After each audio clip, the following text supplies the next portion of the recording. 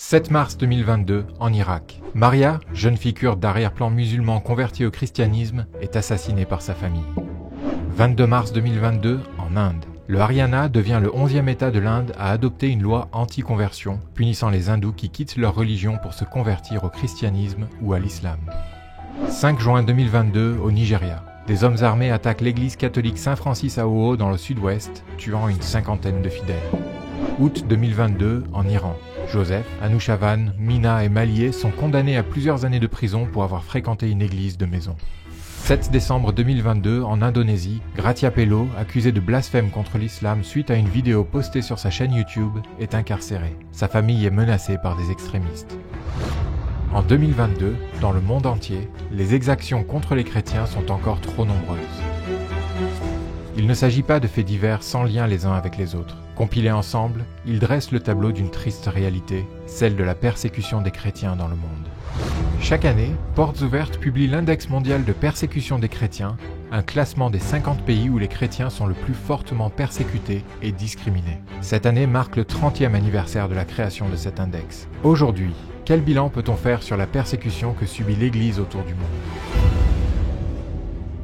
Actuellement, 360 millions de chrétiens sont fortement persécutés et discriminés en raison de leur foi. L'index 2023 dénombre 5621 chrétiens tués, soit 15 par jour. Il annonce aussi que sur la période d'étude, 2110 églises ont été ciblées par des attaques ou des fermetures abusives.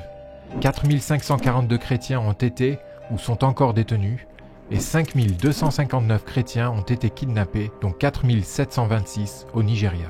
Tous ces chiffres sont l'estimation la plus basse de tous les faits qui ont été signalés et qui ont pu être identifiés comme une persécution spécifique en raison de la foi chrétienne.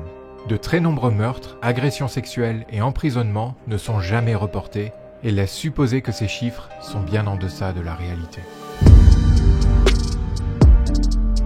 Le Nigeria atteint cette année son score de persécution le plus élevé et son plus haut rang dans le classement de l'index. C'est le premier pays en termes de violence contre les chrétiens.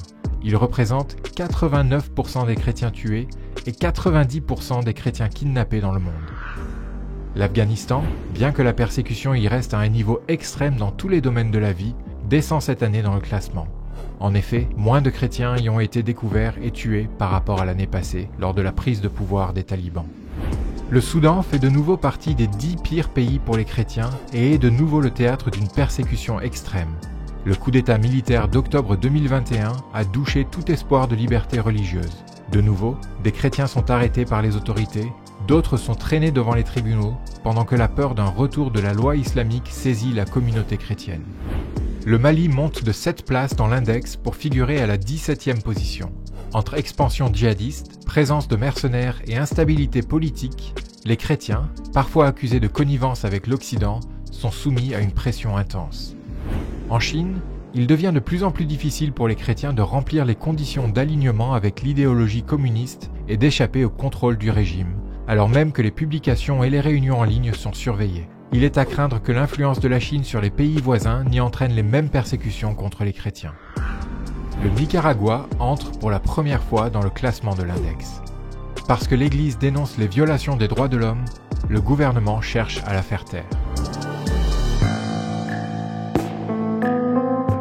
En 2023, quels sont les 3 pires pays pour les chrétiens ? Numéro 3, le Yémen.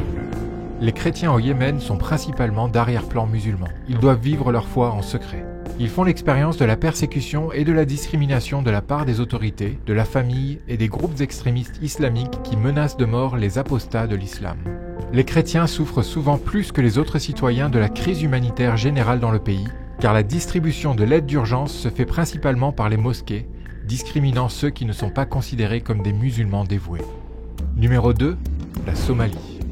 Les chrétiens sont considérés comme une cible par les combattants islamistes d'Al-Shabaab et lorsqu'ils sont découverts, ils sont souvent tués sur l'instant. Le fait de se convertir au christianisme est considéré comme une trahison envers la famille, le clan, le peuple et la culture somalienne au sens large. La simple suspicion d'avoir adopté la foi chrétienne peut causer la mort. Les femmes chrétiennes sont de plus susceptibles de subir des violences sexuelles et d'être mariées de force à un musulman. Numéro 1, la Corée du Nord. Le régime de Kim Jong-un considère la foi chrétienne comme une grande menace pour son pouvoir. Toute personne découverte comme chrétienne est soit condamnée à mort en tant que criminel politique, soit emmenée dans un camp de concentration où la faim, l'insalubrité extrême et les tortures sont utilisées pour briser les prisonniers.